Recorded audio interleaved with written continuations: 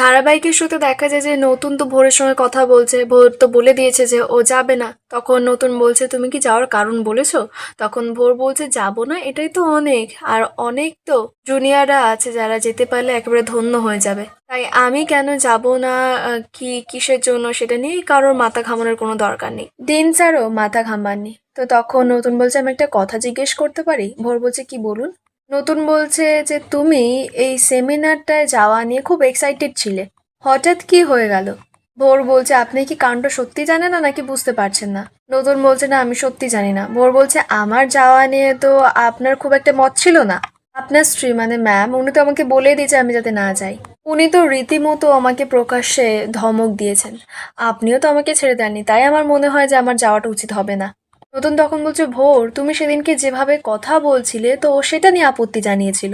ভোর বলছে আমি না গেলে তো সেই ভঙ্গির প্রকাশও পাবে না, ব্যাস মিটে গেল, কোনো ঝামেলাও হবে না, আর আপনি বা আমাকে বারবার এত জোর কেন করছেন? নতুন বলছে আমি বারবার বলছি না, আমার একটু আনন্যাচারাল লাগছে। তুমি যাওয়ার জন্য এতটা এক্সাইটেড ছিলে, এখন বলছো যাবে না, আবার বলছো যে আমাদের বিহেভিয়ারে তোমার খারাপ লেগেছে। সেটা যদি সত্যি হয়ে থাকে দেন উই আর সরি। ওর বলছে উই আর সরি মানে এখানে তো আপনি একাই আছেন। নতুন বলছে কেন, আমি আমার স্ত্রী, তার হয়ে আমি তোমার কাছ থেকে ক্ষমা চেয়ে নিচ্ছি। তুমি যেহেতু বলছো ওনার কথা যে উনি তোমাকে ধমক দিয়েছেন, তোমার সেটা ভালো লাগেনি, সো উই আর সরি। তো ভোর তো অনেক ঘুরিয়ে পেঁচিয়ে কথা বলছে। নতুন বলছে আমি সত্যি তোমার এত জটিল কথা বুঝতে পারছি না, আমি শুধু জিজ্ঞেস করছি তুমি যাবে কি যাবে না। ভোর বলছে আমি যাব না। নতুন বলছে ঠিক আছে যাই হোক, কালকে তো আমাদের বাড়িতে বিয়ে, তুমি এসো। তো ভোর বলছে সম্ভব হবে না। তখন নতুন বলছে কেন, কমলিনী তো তোমাকে এতবার করে বললো যাওয়ার জন্য, তুমি যাবে না? ভোর বলছে আপনার কাছে হয়তো আপনার স্ত্রীর অনেক দাম থাকতে পারে, কিন্তু আমার কাছেও যে সেরকম থাকবে তার তো কোনো মানে নেই। তিনি আমাকে বলেছেন, এবার ওনার নিমন্ত্রণ রক্ষা করব কি করব না আমি, সেটা আমার উপর নির্ভর করছে। নতুন বলছে শুধু কমলিনী কেন, আমি তো তোমাকে বলেছি তার দাম নেই। তো ভোর বলছে গিয়েছিলাম তো, একদিন গেছি তো প্রত্যেকদিন যেতে হবে তার তো কোনো মানে নেই। নতুন বলছে আমি তো বাকিদেরও ইনস্টিটিউটে ইনভাইট করেছি, তো তুমি না গেলে তাদের তো খারাপ লাগবে তাই না? তখন ভোর বলছে কেন, খারাপ লাগার কি আছে? আমার ইচ্ছে না হলে আমি যাব না, ব্যাস। তা আপনার সঙ্গে তো কালকে দেখা হবে, কালকে আসবেন তো ফাংশনে? তখন নতুন বলছে কথা যখন দিয়েছি তখন তো আসবোই। তো ভোর বলছে ঠিক আছে তাহলে আপনি যান, আপনার বাড়িতে এখন অনেক কাজ আছে তাই না, বাড়িতে অনুষ্ঠান বলে কথা। নতুন বলছে চলো তাহলে ছেড়ে দিয়ে আসি। ভোর বলছে না স্যার, আমি অটোতে চলে যেতে পারবো, কোনো প্রয়োজন নেই। আর আপনি তো আমাকে আর রোজ রোজ ছেড়ে দিয়ে আসবেন না তাই না? নতুন তখন জিজ্ঞেস করছে ভোর তোমার কি হয়েছে? ভোর তো চুপ করে আছে, চোখে জল ছলছল করছে। নতুন আবারও জিজ্ঞেস করছে যে ভোর কি হয়েছে? ভোর বলছে কিছু হয়নি স্যার। নতুন বলছে বলতে পারো কিছু হলে। এই সেমিনারটা তুমি আমার সঙ্গে যেতে চেয়েছিলে, আমি তো যাচ্ছি, তুমি যাবে আমার সঙ্গে। ওর তো অবাক দৃষ্টিতে নতুনের দিকে তাকিয়ে আছে। নতুন বলছে ঠিক আছে এবার চলো, তোমাকে ড্রপ করে দিই। তো ওরা দুজন বেরোয়। ভোর বলছে না স্যার, পৌঁছানোর কোনো প্রয়োজন নেই, আমি চলে যাব। নতুন বলছে তোমাকে তো বাড়ি অবধি পৌঁছে দেবো না, রাস্তায় ড্রপ করে দিয়ে আমি চলে যাব। ভোর গাড়িতে উঠে বসে। নতুন তারপরে ভোরকে বলছে শোনো, কালকে সকাল সকাল এসে তোমার যাওয়াটা কিন্তু তুমি কনফার্ম করো, ঠিক আছে? ডিন সাহেবকে বলো আমার সঙ্গে তোমার টিকিটটা করে দিতে।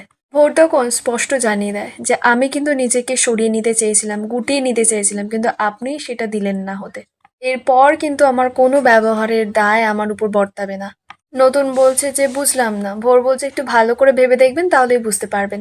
এনিওয়ে স্যার, যদি যেতেই হয় তাহলে তাড়াতাড়ি চলুন। নতুন তো গাড়িটা চালিয়েই একটা রেডিওতে গান চালিয়ে দেয়। অপরদিকে রশ্মি বর্ষার ঘরে ছুটে আসে। বর্ষাকে বলছে কি ব্যাপার, তোমার তো আমি নাগালই পাচ্ছি না। তখন বর্ষা বলছে তুমি নাগাল পাবে না তো আর কে পাবে বলো তো মামি। তখন রশ্মি বলছে যে এসব কথা ছাড়া, তুমি বলছিলে না কালকে কি যেন একটা প্ল্যান, তা কি প্ল্যান বলবে তো? তখন বর্ষা বলছে যে প্ল্যান তো আজকে নয়, সেটা তো হবে কালকে। আজকে যেমন নর্মাল চলছে অমনিই চলবে। রশ্মি তো তস্য হয়েছে না, বলছে আমাকে একটু আগাম বলে দাও না গো। বর্ষা বলছে আগাম যদি বলে দিই তাহলে তো সেই এক্সাইটমেন্টটা তো আর থাকবে না তাই না? কালকে তুমি দেখবে কি প্ল্যান করেছি আমি। যা প্ল্যান করেছি না দেখবে কালকে ছেলের বাড়ির লোকেরা একেবারে তুর্কি নাচন নাচবে। রশ্মি বলছে বাবা, এরা তো একেবারে জামাইকে একেবারে মাথায় তুলে রেখেছে, জামাই জামাই করে একেবারে পাগল। ওরকম জামাই যেন আর হয় না। কত কথাই তো বলছে। বর্ষা বলছে ছাড়ো তো, যা বলছে বলতে দাও। রশ্মি তো কথায় কথায় বর্ষার শুধু খোঁচা দিচ্ছে, বলছে বলো না কি আছে তোমার প্ল্যান। বর্ষা বলছে তোমাকে আমি এখন তেমন কিছু বলবো না, শুধু একটা কথাই বলছি, আমি কিছু ডকুমেন্ট পেয়েছি। তো সেই ডকুমেন্টসগুলো যদি আমি একবার ছেলের বাড়ির লোকের হাতে পৌঁছে দিতে পারি তাহলে একেবারে কেল্লা ফতে। রশ্মি বলছে কি কেল্লা ফতে? বর্ষা বলছে হ্যাঁ, একেবারে বিয়ে ক্যান্সেল হয়ে যাবে। মিঠি তখনই সেখানে আসে, এসে বর্ষাদের বলছে, ও মা তোমরা এখানে, আমি তো তোমাদের সারা ঘরে খুঁজে বেড়াচ্ছি। বর্ষা বলছে, কেন গো? আসলে আমি এই বরের জামা কাপড়গুলো নিতে এসেছি, ওর জামা কাপড়গুলো তো আমার কাছে ছিল, তাই ভাবলাম গুছিয়ে নিয়ে যাই। মিঠি বলছে, ও আচ্ছা। মিডিল তারপরেই রশ্মিকে বলছে যে, মামি তুমি এখানে যে? রশ্মি বলছে, কেন আমি এখানে বুঝি আসতে পারি না? বর্ষা তো এ বাড়ির বড় বউ, আমি যদি তোমার কাছে যেতে পারি তাহলে এখানে কি আসতে পারি না? মিটিল বলছে, বাবা আমি এত কিছু ভেবে না কথা বলিনি গো, নিচে আইবুড়ো ভাত হচ্ছে, কাকিমা তো তোমাদের সবাইকে খুঁজছে।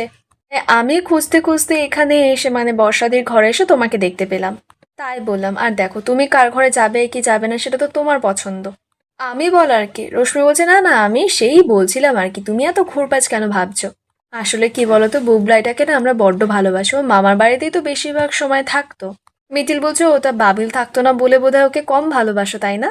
রশ্মি বলছে, উমা দেখো কি হিংসুটে মেয়ে, আরে আমরা দুই ভাইকেই ভালোবাসি। মিঠিল তখন বলছে, না না আমি একদমই হিংসুটে নেই, আসলে দুই ভাই তো এক বাড়িতেই বড় হয়েছে, তুমি আবার বড় ভাইকে বেশি ভালোবাসো, ছোট ভাইকে ভালোবাসো না। এই কথাটা তো বাবিল শুনলে খুব দুঃখ পাবে, তাই না? তুমি আমাকে বলেছো বলেছো, কিন্তু বাবিলের সামনে কথাটা বললে ওর তো কষ্ট হবে না, এই আর কি। বর্ষা মিঠিলকে বলছে, সব কথা অত সিরিয়াসলি ভাবে নিলে হয় বলো মিঠিল? আরে মামি সেইভাবে বলেনি, মামি বলছে যে আমি তো বড় ভাগ্নের বউ, তাই না, তো তার প্রতি তো আলাদা একটা টান থাকবেই। মিটিল বলছে, থাকুক না, তাতে আমাদের কারো কোনো আপত্তি নেই, কিন্তু আমার সামনেই যদি মামি এরকম কথা বলে যে বাড়ির বড় বউকে বেশি ভালোবাসে ছোট বউকে ভালোবাসে না, তখন আমার তো একটু খারাপ লাগবে, তাই না? মিঠিল তো একেবারে ওদের ঝেড়ে দিয়ে ভালো করে ওখান থেকে চলে যায়। রশ্মি তখন বর্ষাকে বলছে, শুনলে ওর কথাগুলো? বর্ষা বলছে, আমি তো রোজ শুনি, তোমরা না একটু শোনো, কি যে ঘাড়ে এসে আমার জুটেছে, আমার সাজানো গোছানো সংসারটা এই ট্যাকস ট্যাকস কথা বলে একেবারে ছাড়খাড় করে ছাড়বে। রশ্মি বলছে, তোমার শ্বশুর বাড়ির লোকই তো ওকে বেশি তোল্লায় দেয়। তো বর্ষা বলছে, ছাড়ো তো, আমি এখন একটা দিকেই ফোকাস করে থাকবো, অন্য কিছুতে ফোকাস করব না, অন্য কোনো দিকে এখন আমি ব্যস্ত হব না, আমি এখন একটা কাজই মন দিয়ে করব। এই বলে বর্ষা আর রশ্মি হ্যান্ডশেক করে। তো রশ্মি তখন বলছে, ওই ডাটিয়াল কমলিনীর মেয়ের যদি একটু বিয়েটা ভাঙে তাহলেই বুঝতে পারবে ডাট দিয়ে সবসময় হয় না, ভালো করে চেষ্টা করতো যাতে ওর মেয়ের বিয়েটা ভেঙে যায়। বর্ষা বলছে, ঠিক আছে এখন চলো, আইবুড়ো ভাত নিচে হবে, সবাই ডাকছে। বর্ষা আর রশ্মি তারপরে নিচে যায়, দেখে যে সবাই বসে আছে। তখন মিটির দিদা রশ্মিকে বলছে, কি ব্যাপার, তোমাদের জন্য আমরা অপেক্ষা করে বসে আছি, মিটিটা আইবুড়ো ভাত খাবে। তখন রশ্মি বলছে, বাবা আমার জন্য সবাই অপেক্ষা করে আছে? সেদিন তো আমাকে অপমান করে বাড়ি থেকে তাড়িয়ে দিলেন, আজকে আবার আমার জন্য ওয়েট করে বসে আছে যে কিসের জন্য? নতুন তখন রশ্মিকে বলছে, ম্যাডাম আমি হাত জোর করে আপনার কাছে ক্ষমা চাইছি সকলের হয়ে, আজকে তো একটা বিশেষ দিন, আজকে কোনো মনোমালিন্য নয়, আজকে শুধু আনন্দ।